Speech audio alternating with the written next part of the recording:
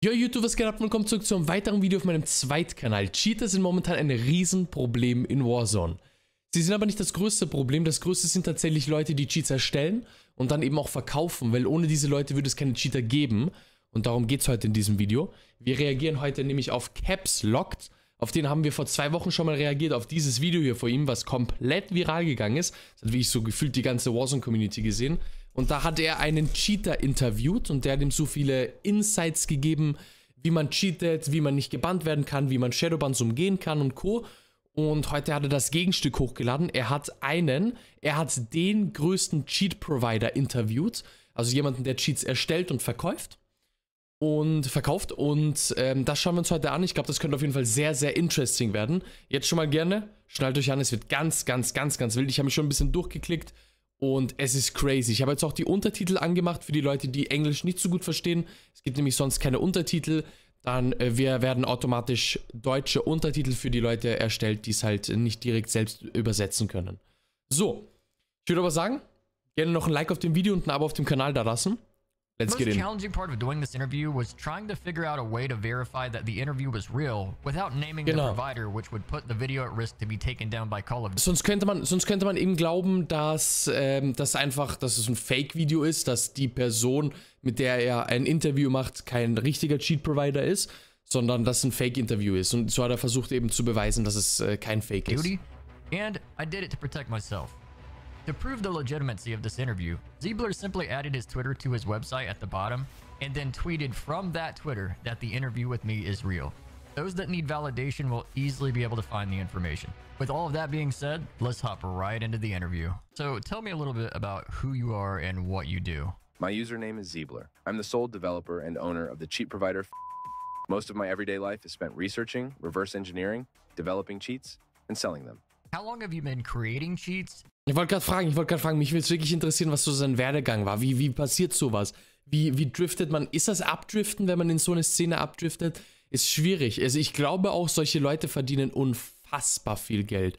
Also wirklich unfassbar viel Geld. Wenn er sagt, dass er der alleinige Entwickler des größten Cheat-Providers für Warzone ist, muss der einen Haufen Cash machen. And how long have you been creating Call of Duty cheats?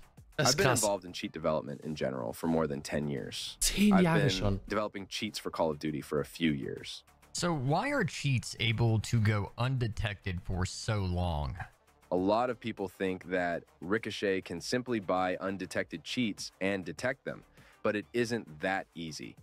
I make unique bypasses and focus on security so that it's hard for the anti-cheat team to reverse engineer our unique bypasses and see how they function. It is incredibly hard to reverse engineer most cheat software, and even if they get the job done, it wouldn't necessarily be clear to the anti-cheat team how they could implement a reliable detection without false positives. So what does the Okay, also er sagt im Grunde, warte, ich muss die Untertitel wieder ausmachen, die machen mich so fertig. Er sagt im Grunde, dass er sich darauf fokussiert, dass es seine Cheats nicht detectable machen kann, also dass sie nicht detectable sind.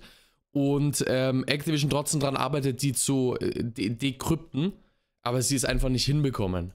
Call of Duty anti-cheat actually do? Ricochet collects data from players such as hardware identifiers and information on running processes. It also monitors components of the Windows operating system that are often abused by cheaters. Okay. The anti-cheat does what it can to protect access to the game's memory, which includes useful information such as player locations. Ricochet's driver protects itself and other components of the anti-cheat and is usually used for targeted detections of cheat providers selling kernel cheat software. Ricochet's server-side component evaluates available information for Call of Duty players and issues them shadow bans if it's deemed necessary. As far as I can tell through large-scale testing and other factors, Call of Duty assigns a trust score to each player based on account age, stats, behavior, heuristics, and other factors. This trust score determines how many reports a player needs to be shadow banned. New accounts have a very low trust score by default, which is why new players who get reported a few times will be shadow banned. Das ist genau das, warum Leute immer fragen, warum so Streamer zum Beispiel nicht geshadowbannt werden. Wir werden nicht geshadowbannt, weil unser Trust-Faktor so hoch ist, dass selbst wenn wir irgendwie Spam reported werden, werden wir dann nicht geshadowbannt. Dann hingegen, wenn du einen neuen Account hast und zweimal reported wirst, bist du weg vom Fenster, weil dein Trust-Score so niedrig ist. Ist ein Kacksystem, also kann man sagen, wie es ist, aber ja, es ist schon, also generell dieses Shadowban-System.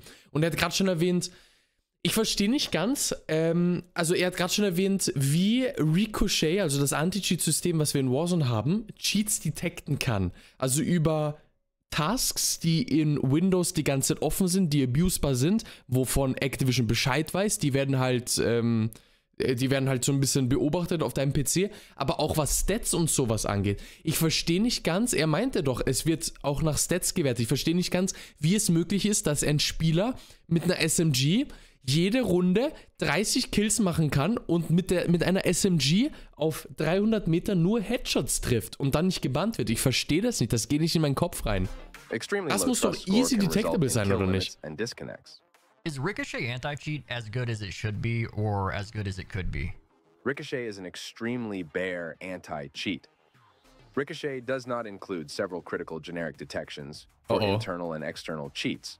Ricochet does not include any detections at all, or even flags for DMA cheating, or other novel methods of cheating, such as computer vision-based cheating. In addition, Ricochet implements targeted detections of popular cheat providers, too rarely for how many popular providers exist for Call of Duty.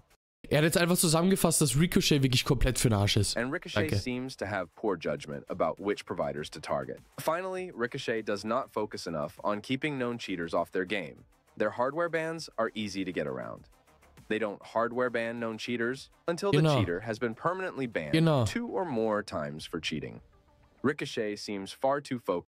Genau, das meine ich eben. Sie wollen auch keine, also ihnen ist es egal, wenn Leute, die sie gebannt haben, dann nochmal mit dem neuen Account zurückkommen und einfach dieselben Cheats verwenden. Das ist denen egal. Deren Hardware-Ban ist scheinbar richtig leicht umgehbar. Und wenn du einen Permaban kassierst, dann juckt's halt auch nicht, weißt du, dann holst du den neuen Account. Das ist, die juckt das einfach nicht. Die wollen, wenn sie dann mal jemanden treffen, der tatsächlich cheatet, naja, es gibt ja viele Cheater, aber wenn sie tatsächlich dann mal wen treffen, weil das Anti-Cheat so schlecht ist, dass sie keinen treffen, dann bannen die nur einmal ganz kurz und das Ding ist over. Es ist so dumm. Which is ineffective because it affects legitimate players. Ja, Shadowban-System ist Quatsch.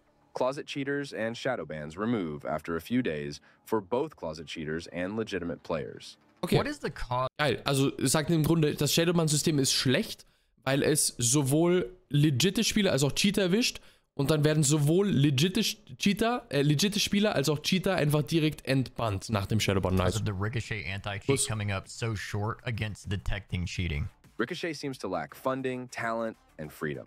In terms of funding, Activision's investors may not be interested in seeing Activision invest heavily in anti-cheat because anti-cheat doesn't have a clear return on investment. In terms of talent and freedom, Team Ricochet needs more talented individuals with experience, and those individuals need to be free to do what they feel needs to be done to stop cheating. Yeah. I can imagine that the Ricochet team is likely running into many walls with Activision and Microsoft in terms of being able to implement what they need to implement to decrease cheating. Is the shadow ban system useful in discouraging cheating? The shadow ban system is ineffective. Closet cheaters who get reported are shadow banned for a few days, and legitimate players who get reported are shadow banned for a few days. It's a system that temporarily affects closet cheaters and legitimate players both. Every cheater I've seen get a shadow ban had their shadow ban removed after a few days, unless it was during an actual detection. Cheaters will just ask for more time on their subscription to compensate for the shadow ban. And then they'll wait it out. The shadow ban system and SBMM both enforce my theory that Call of Duty is pandering to casual players. Skilled, legitimate players are paired with all of the game's cheaters, thanks to SBMM, and everyone in these lobbies periodically gets shadow banned. Das ist true. Ja, SBMM in dem Faktor auch wirklich absoluter Schuss in den Ofen, weil durch SBMM werden die guten Spieler die ganze mit den Cheatern gematcht und haben keinen Spaß. Und die schlechten Spieler natürlich nicht, weil die nicht in den guten Lobbys drinnen sind. Das ist auch wieder ein Indiz dafür, dass Activision nur darauf aus ist, schlechte Spieler, beziehungsweise die Casual Player Base bei sich im Spiel zu haben. Und die juckt einfach nicht diese ganzen guten Spieler. Meanwhile, casual players enjoy the game freely. Call of Duty shouldn't neglect their competitive player base because COD is a competitive FPS game. Are there cheats available on console? And if so, how popular are they Console going to cheats? become? It's hard to get access to the game's memory on console because consoles are locked down. However, there are 4 ways to cheat on console that I know of. Oh nein, bitte One, nicht. if a console player has someone on their team who is on PC, Ja, that PC player das hab ich auch could schon use gehört. cheat software to read Ja, the das hab ich auch game's schon memory gehört. and find information like enemy locations in the match. With this information, the PC cheater can share via web browser, a radar, with their console friend. 2, the console cheater can use a hardware device that mimics controller input to help the cheater with things like Synchronous, oder? recoil. 3, the Ja, cheater can Synchronous. capture their gameplay and use a computer vision object detection model to identify enemies on the screen. After enemies on the screen are identified, the cheater could use either a hardware or mechanical method to move their aim to the detected enemies and handle recoil, which accomplishes aimbot and recoil control. Triggerbot could also be accomplished, which is when your gun automatically shoots anytime an enemy is in your crosshair. Ja. 4, the cheater can capture network traffic, decrypt it, and figure out what network traffic they can use to identify player locations, which can be drawn on a radar on a separate device. All forms of console. Also an sich, ja, du kannst cheaten, aber es funktioniert nicht direkt auf der Konsole, sondern du musst was zwischen deinem PC und deinem Controller anstecken, wie ein Kronos zum Beispiel. Oder du musst es über einen Teammate machen, der cheatet, der dir dann wieder auf dein Handy zum Beispiel eine Minimap mit den ganzen Punkten schickt. Das habe ich auch schon in CSGO gesehen tatsächlich, dass das geht. Und beziehungsweise in CS2 jetzt. Und ja, aber nichts, was wirklich per se aus deiner Konsole rauskommt, sondern man muss diesen extra Step gehen. Aber theoretisch, meint er, ist es auf jeden Fall möglich. Cheating are going to become very popular in the near future. Cheaters do not want to be limited only to PC. Do you feel that Call of Duty could make the anti-cheat better if they wanted to? Yes. If Activision hired more talent, invested more Ja, das money hatte ich into schon gesagt. anti-cheat, Das and hatte ich gave the schon gesagt. Ricochet team more freedom to do what they need to do, Das ist the eine anti-cheat AI, would mit be der wir reden? infinitely better.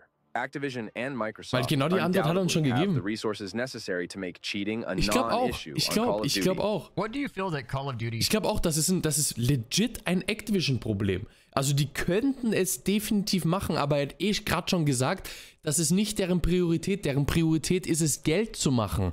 Deren Priorität ist es, die Investoren zu bezahlen, und die Investoren werden nicht bezahlt, indem man das Anti-Cheat besser macht. Die Investoren werden bezahlt, indem du neue Shop-Skins reingibst. Deswegen ist das nicht deren Priorität, das ist denen scheißegal. Weißt du, die sind halt drauf, die fahren halt ihren Film, dass sie die ganzen Casual-Spieler in diesem Spiel haben wollen und lassen wollen, weil die ganzen Skins kaufen. Die ganzen guten Spieler kaufen keine Skins, und die guten Spieler spielen halt dann auch einfach gegen die Cheater und die schlechten nicht. Das ist halt leider ein bisschen traurig.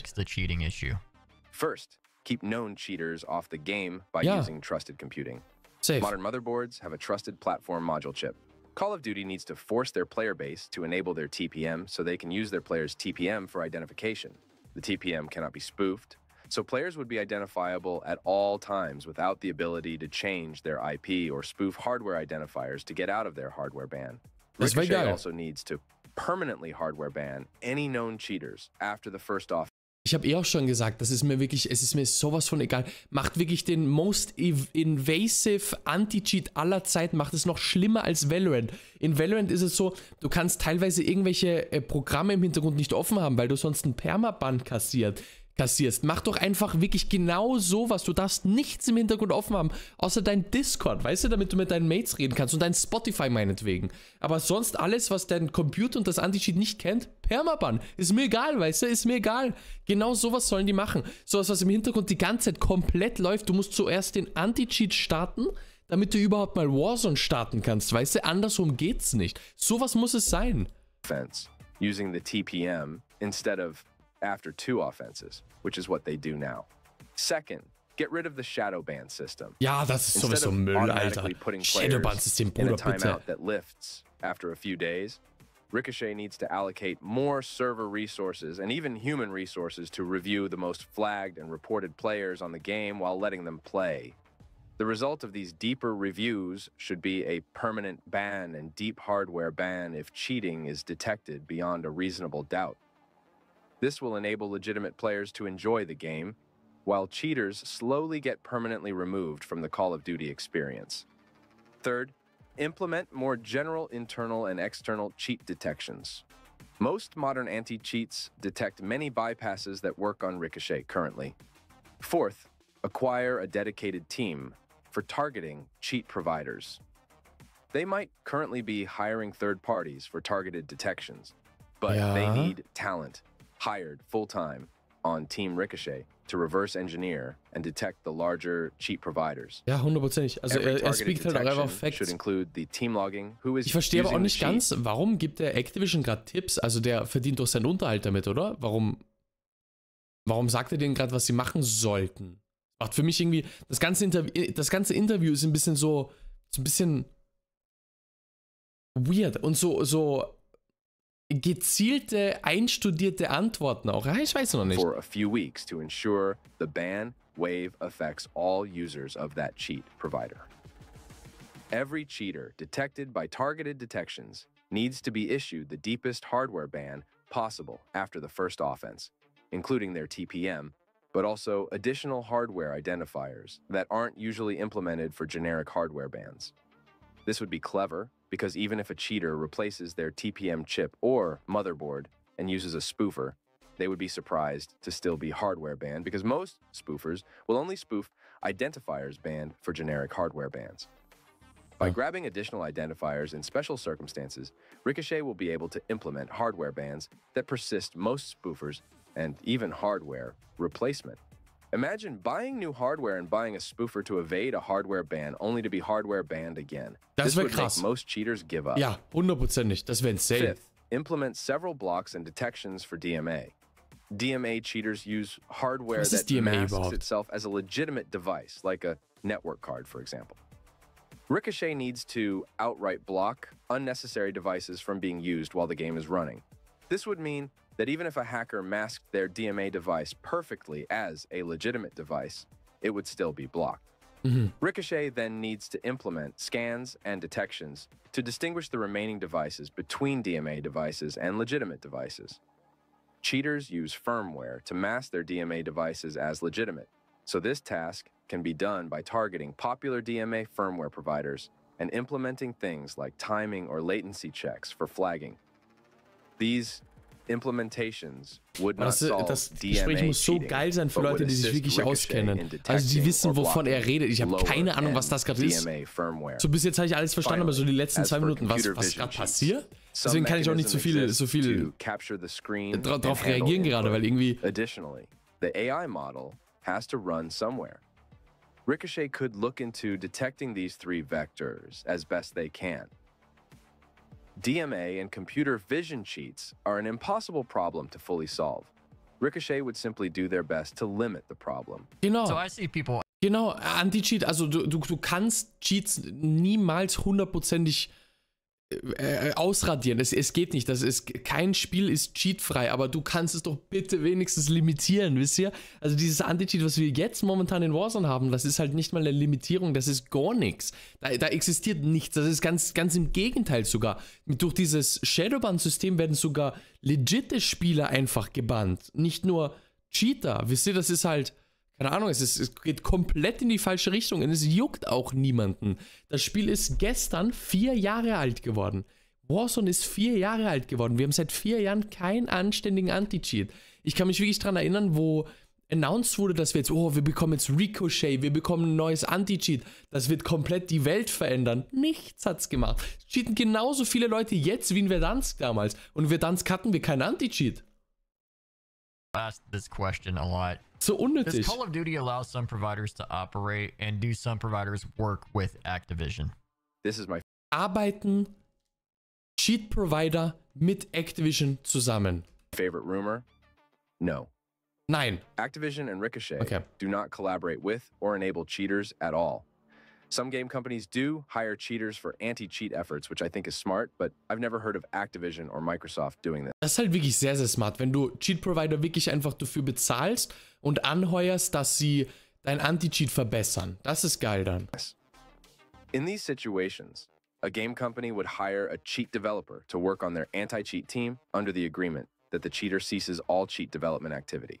Do you think that the current anti-cheat is a failure and that Call of Duty is completely to blame for Wow, the was eine Frage, anti-cheat ist das not krass. working? Was eine Frage. Ricochet is not a failure, but it is inexcusably incomplete.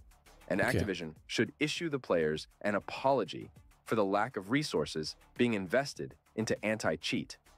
They should. Das wundert mich gerade, dass er gesagt hat, dass es kein Failure ist, dass Ricochet nicht komplett für den Arsch ist, sondern dass Ricochet an sich gut ist, aber einfach unfertig. Then convince their investors that investing in anti-cheat will have an indirect return and move forward with hiring more talent and paying them well. Activision should also consider hiring cooperative cheat developers that they discover the identities of instead of attacking them. Anyone hired should be given enough freedom to limit the cheating problem effectively. So how long does it take cheat developers to come back online undetected once they have been detected? Most talented cheat developers can have their cheat fully undetected again within a few days or weeks. Some cheat providers have. Wenn also ein Cheat-Developer erwischt wird und Activision was dagegen macht, braucht er nur ein paar Tage bis zu einer Woche, um danach seinen Cheat wieder zum Runnen zu bringen. Danach funktioniert er wieder. Nach einer Woche maximal. Have a much harder time fixing detections. Nice, good shit. It depends on the cheat developer and what methods they use to figure out what component of their cheat was detected. I can't go into too much detail here because I'm really protective of the methods I use to stay ahead of Ricochet.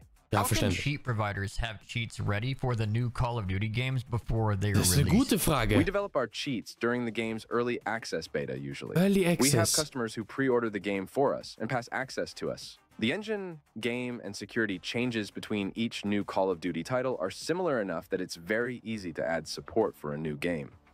For the last 3 Call of Duty releases, it took me a few hours or less. What percent?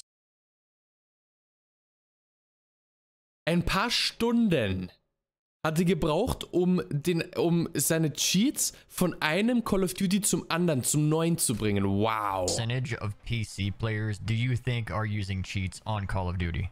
I have no idea what percentage of PC players are cheating. At any given time, tens of thousands at least.